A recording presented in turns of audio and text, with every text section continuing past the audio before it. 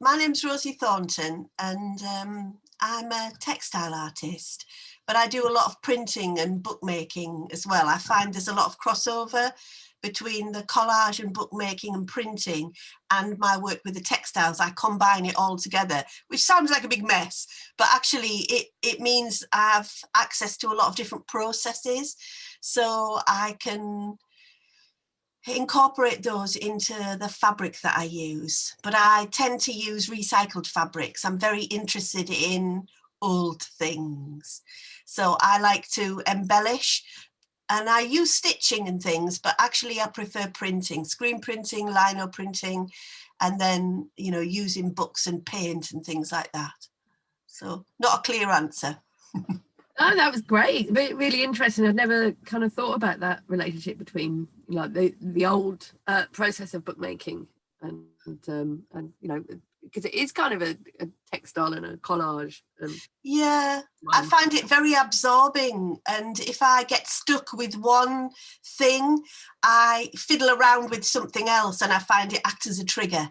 So I mean, I can do lots of different sewing techniques. I was taught at a young age, and I teach those to people. I do a lot of community teaching, work on art projects and things, community art projects. But I am much more interested in improvising. It took me a long time to cast off the rigidity of being taught how to do something properly, so that, you know, if you make a garment, it has to hang together, and I can do that and I can teach it. But what I'm more interested in doing is seeing what you can do with the fabric, seeing what else you can do with the fabric, particularly if it's old fabric, you know, worn things, which I'm very interested in, the fact that they carry memories within them, layers. I'm very interested in layers. So I suppose the printing and the bookmaking and the fabric are all part of that layering. Interesting, really interesting. Mm. So who taught you when you were young? Did you? Well, I was very lucky in that I came from a family of, I put this down in my artist statement once for an exhibition.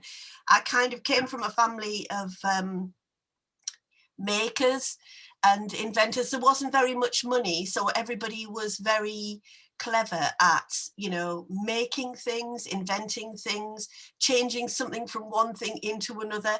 And when you grow up in that atmosphere, you just flooded with that influence, but you don't necessarily see it as being taught to you. You just, you know, my grandpa had an inventing shed, and whenever we went to visit him, he would give us bags of things to take home. It was very much that whole Blue Peter, let's make it out of cardboard kind of thing. So, you know, even when I had my own kids little and they were crazy for things like the Lion King and, you know, all that, I didn't have the money to do it, so we just made it out of cereal packets, because I'd grown up with that same thrifty, make it, let's see what we can invent kind of philosophy. Terrific, yes. It's really interesting to talk about that. I remember my mum was quite crafty, but her mum before her was much more crafty, and I think that's maybe something that we've lost a little bit as we've gone through the generations.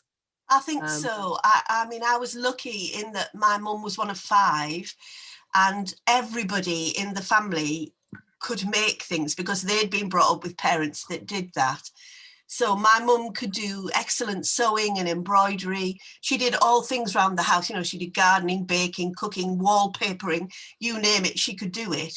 My aunties could do knitting and lace making and all of those things. So it's a very rich environment when you are all together. You know, at Christmas and New Year, my grandparents had a guest house at the seaside, a boarding house. So we would all be there. They would close at the holiday, and all of the families would come together with all of the kids. And so you learned it by osmosis in a way. People were always doing something, making something, and you would just sit beside them on the couch, and they would show you how to knit or, you know, crochet or whatever it was. So, you know, and what's interesting to me now is because I make a lot of banners and quilts, and I do that in community projects as well, in that, you know, people say, oh, how did you learn? Oh, well, my mum showed me, you know, my aunties showed me. and people are amazed, and then you show them and you pass the skill on, and particularly if there are families involved. I'm very interested in working with families because they learn together. And I run this monthly thing, which is a free drop-in thing. And I'm particularly keen to get families in. At the beginning, a lot of people say, oh, is it a kids workshop? And I said, no, it's a family workshop, and you can't just leave your kids. You've got to come and all learn together. And that's why it's free, because the skills get passed along. And that's the most exciting thing to me, is that you can have those skills, those creative skills, and you can, it's a healing energy that you give out, in that you show other people how to do it too. So yeah, I love it. You know, I'm on a soapbox about it. It's really important to me. And as I've become better and better at things, my mum has gone back to quilt making, even though she's in her 80s. She became very interested when she saw what I was doing with it, improvising and using fabrics in different ways, and not following a pattern rigidly, but just playing with it. And that helped to loosen my mum up as well. You know, she started off with the hexagons, traditional English slow patchwork, and she became really adept at the idea that you could just clash all the colours together and it looked like something different, something fun. Absolutely terrific. I love the sound of all of this. I love how driven you are to pass on what you've learned, and you know, it kind of seems in a way like that tradition of generations of passing things down, and there's so many things that it seems at the moment we're on the brink of perhaps losing, unless there are people out there that are kind of dedicated and enthusiastic like you are, that really want to make sure that this knowledge isn't lost. Yeah, I'm on a mission to do it. It's been very hard not to have the Christmas workshops, or not to have any of the monthly workshops this year, because I did them in an education centre inside a big park. So even if people didn't come, you know, people can't quite believe it's free. That's what happens. They say, how much does it cost? And nothing, it doesn't cost anything. You can come in and just put, you know, buckets of fabric, play with it, have a look at it. Well, of course, I can't do any of that now. We can't have communal buckets of fabric and people sharing bits of this, that and the other, all treasures. So that's been very hard for me this year. I mean, probably hard for the families too, but hard for me because I like that, the communal aspect of those workshops where people learn to cooperate and help each other. So you would get, you know, older people not knowing how to thread the machine. I've got a lot of hand machines and treadle machines, and they might not remember how to do it. So a young person who's learned will show an older person, and vice versa. So it's cross-generational. And it doesn't have to be your grandma or auntie, you know, everyone's comfortable together. And it's not just women either. It's, you know, we get a lot of granddads coming in, or dads. So I found that very inspiring. I think it's because we're very relaxed in the way that we've operated for about 5 years now. And it's been hard to realize I won't be able to do it in the same way. I'm going to have to find another way of adapting to be able to pass skills on. Yeah, real shame. That's just you described something so lovely there. It's like even though you're there fundamentally to teach quilting, there's all kinds of other things that people are learning, and there's all other kinds of things that people are getting out of that environment, like the social skills, the social interaction. I'm sure it's very good for their mental health to be engaged in that kind of activity. And I would imagine that it's something that really helps you keep yourself together as well. Yeah, well, I worked in the mental health field through the work that I've done in the past. And so, whilst people look at it as a sewing workshop, a drop-in sewing workshop with the old machines and the new machines, underneath all of it is another kind of thing that's going on about the therapeutic benefits of creativity, which, you know, you don't actually have to spell out to people. They learn it again by osmosis, by doing, people come in perhaps a little unsure, don't know anybody, feel a bit nervous. you know, 2 weeks later, there they are showing somebody else how to do something and saying, come in, which I found very humbling, because, you know, it's like you light a little fuse and the rest works itself out, you know, and everyone becomes a teacher that way. There's no magic from the front behind the table, which I'm very, I mean, you know, my background's community development. So I think it's really important that you don't become the magician in that situation, or even the artist, even though you're there and you have those skills. You know, you have a responsibility to pass it on. That's what I feel. I think as a creative person, as an artist, yeah, I want to develop my own work all the time, but there's another aspect. It's another aspect of sharing, which is really important, because, you know, I came from a single parent family. My mum struggled with money. So, you know, I always make people laugh when I tell them this when I'm doing bookmaking. I say, oh, I longed for some of those split pins that you would see on the programmes when you were a kid. We didn't have split pins. You used to have to scrabble around the house for a pair of scissors, you know, because my mum would like jealously guard her fabric scissors and they would be tucked away. And if we didn't have glue, she would make it out of flour and water, you know. So I remember what that's like, not to have much money. You couldn't just go to the shop and buy whatever you wanted. You had to make it. But I think it makes you more resilient as a person. And certainly, I mean, you know, my mum cleaned. She did lots of jobs. She was a nurse and then a cook, but she also used to do bits of cleaning, and she cleaned around the corner for a woman who was a dressmaker. And she used to come back with big bags of fabric scraps, and it was like treasure. It was just treasure. And so I've never forgotten that. I've never forgotten what that feels like. And I see the same thing in the kids when you say, just look in the buckets. I have these little tubs and I sort the fabric out in colours because I'm very interested in colour. And I know that that's very exciting for kids, but it's also for adults as well. You know, when I'm saying to them, well, we made a giant quilt for the Festival of Thrift. I think it was perhaps in 2018. And it was just basically based on the artist that I really like, Sherry Lynn Wood. It's improvising. Pick up 3 bits of fabric and stitch them together and make any shape you want. We'll square it off and join it together.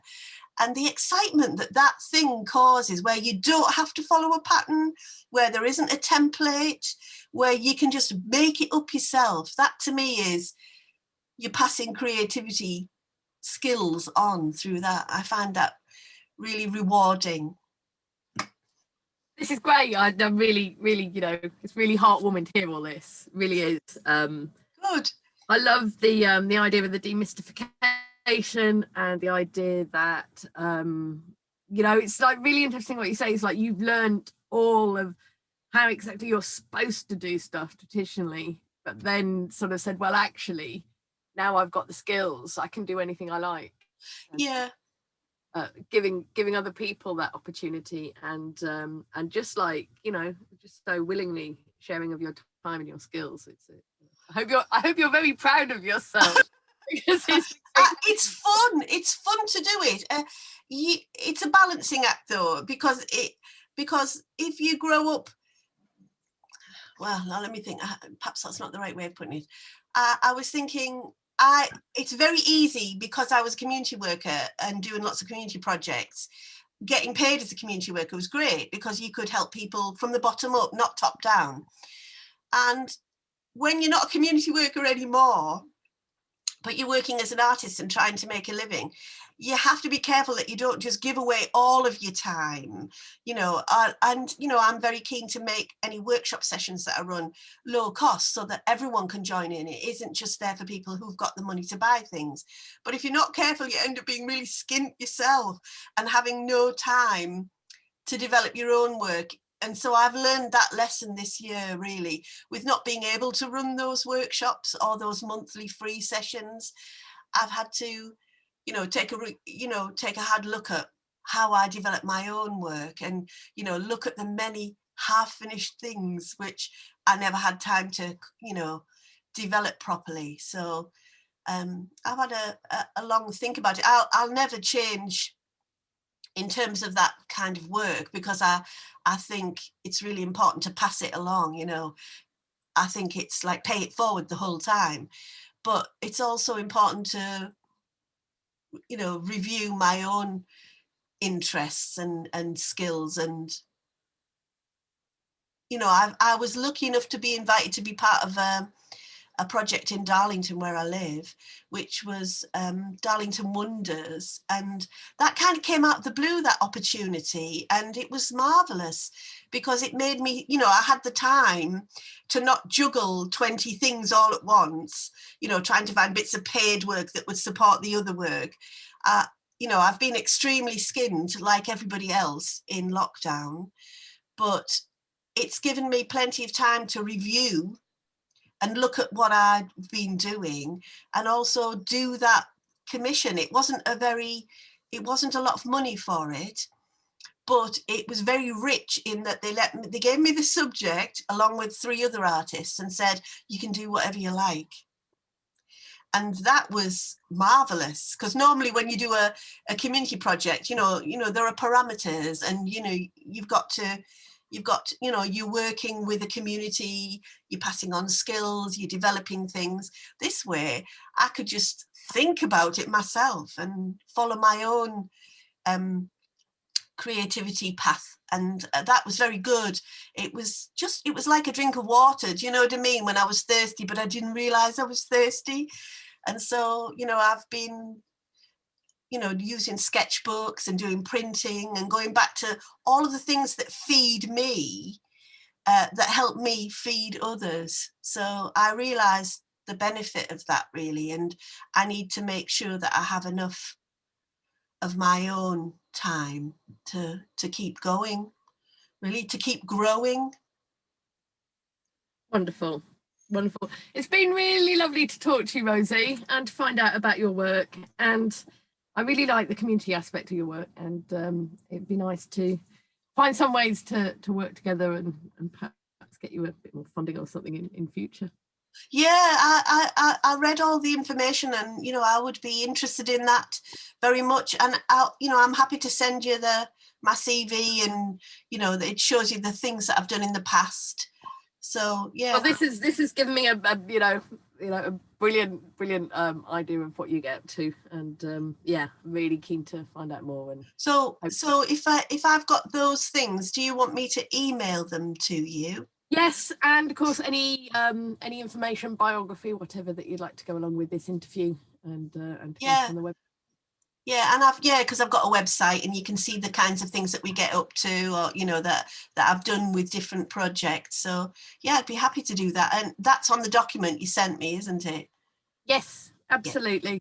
Yeah. Oh, lovely, Rosie, and I look forward to meeting you in person whenever we're allowed. And yeah, that would be great. Thank you. Take Bye. care.